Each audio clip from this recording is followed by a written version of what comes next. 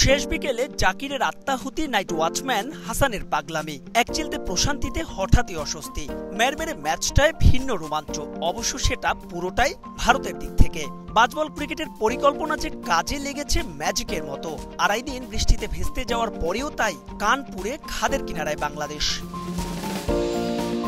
এর আগে বোলিং করতে নেমে লেজে গোবরে অবস্থা টাইগারদের। তাতে ১৪৭ বছরের টেস্ট ইতিহাসের দ্রুততম রানের সব রেকর্ড নিজেদের করে নেয় টিম ইন্ডিয়া। দলীয় ৫০, ১০০, ১৫০ কিংবা ২০০ টেস্টে এ যেন টি-20-র স্বাদ, আসন্ন সিরিজের ড্রেস রিহার্সাল। তবে তাতে বাংলাদেশের ফিল্ডারদের ব্যর্থতার উপাখ্যান লেখা থাকবে আলাদা করে। নিশ্চিত ক্যাচের পরেও লিটনের আপিল না করা, খালেদ সাকিবের শিশুতোষ মিস, যেন যাচ্ছে তাই অবস্থা। এমন অমার্জনীয় ভুলের মাসুল কি করে গুনবে শান্তর দল?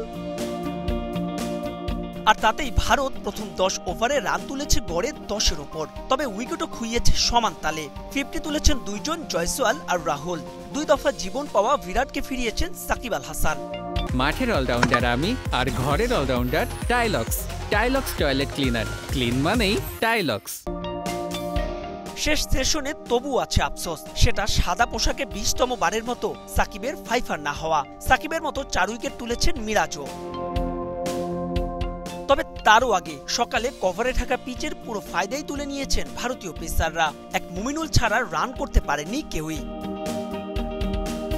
ব্যতিক্রম মিনি টেস্ট ক্যারিয়ারের ১৩তম আর বিদেশের মাটিতে দ্বিতীয় শতক তুলে এক প্রান্ত আগলে রাখেন।